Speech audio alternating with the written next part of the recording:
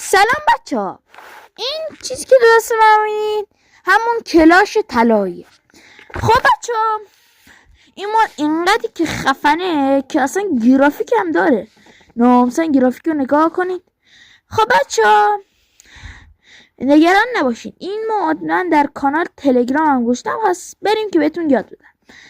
خب بچه شما اول به وی پی انتون نیاز دارید یا همون فیتشکن، بعد شما وارد تلگرام میشید.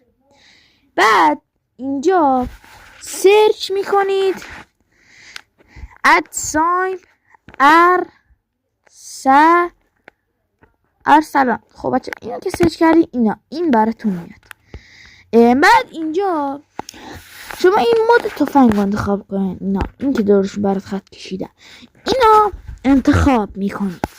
وایسین دقیقه. خب بچه اینو که انتخاب کردین فقط کافی که وارد ماینکرافتتون بشین، یعنی روی این نصبش کنید بعد وارد ماینکرافتتون بشین. خب بچه وقتی وارد ماینکرافتتون شدین اینجا یه مپ جدید میسازین.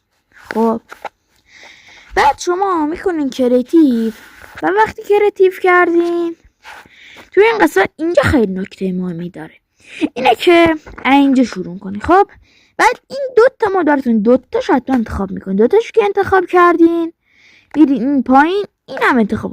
این خیلی مهمه، انتخاب نکنین براتون نمیاره.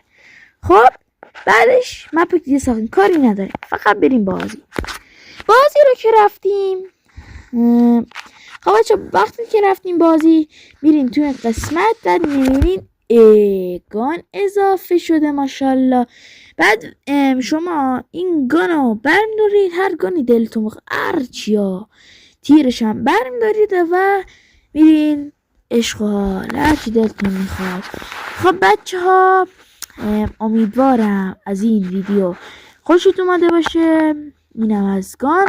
خب بچه ها ساب و لایک و کامنت فراموش نشه. خدا نگهدار.